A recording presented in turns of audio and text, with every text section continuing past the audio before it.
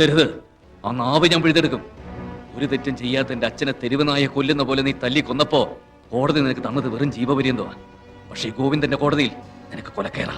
ആ ശിക്ഷ വിധിക്കുന്ന ജഡ്ജിയും നടപ്പാക്കുന്ന ആരാച്ചാരും ഈ ഗോവിന്ദൻ തന്നെ ആയിരിക്കും. പുല്ല്.